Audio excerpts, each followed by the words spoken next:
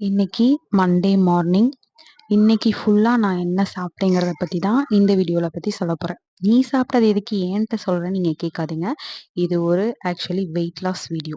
இது வெயிட் லாஸ்ன்னு சொல்றத விட லைஃப் ஸ்டைல் வந்து சேஞ்ச் பண்ற வீடியோன்னு சொல்லலாங்க. நார்மலா இருக்கக்கூடிய வெயிட் லாஸ் வீடியோ மாதிரி இது இருக்காது. நார்மலா நம்ம வீட்ல எப்படி சாப்பிடுறோமோ அத வச்சு வெயிட் லாஸ் பண்றத பத்தி தான் நான் இப்ப சொல்லப் போறேன். காலையில எழுந்த உடனே முன்னாடி நாள் ஊற வச்ச வெந்தயம் இருக்கு இல்லையா? அது காலையில கொஞ்சம் எடுத்துக்கிட்டேங்க ஊற வச்சது. அதுக்கப்புறம் டீ. இது கொஞ்சம் தான், ரொம்ப பெருசா கிடையாது. மீடியம் கிளாஸ்ல. அதுக்கப்புறம் பிரேக்ஃபாஸ்ட்டுக்கு வந்து ராகில செஞ்ச சேமியா எடுத்துக்கிட்டேன். அப்புறம் மிட் பிரேக்ஃபாஸ்ட் எதுவுமே எடுக்கல. அப்புறம் வந்து லஞ்சுக்கு கொஞ்சம் சாதம், முள்ளங்கி சாம்பார், வாழைக்காய் வறுவல் வச்சு கொஞ்சம் எடுத்துக்கிட்டேன்.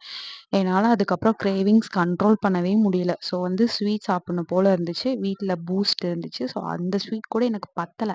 அது கூட சர்க்கரைலாம் போட்டு நல்லா மிக்ஸ் பண்ணி, அதில பார்த்தீங்கன்னா தெரியும், நெறைய சர்க்கரை போட்டு மிக்ஸ் பண்ணி தான் சாப்பிட்டுருப்பேன்.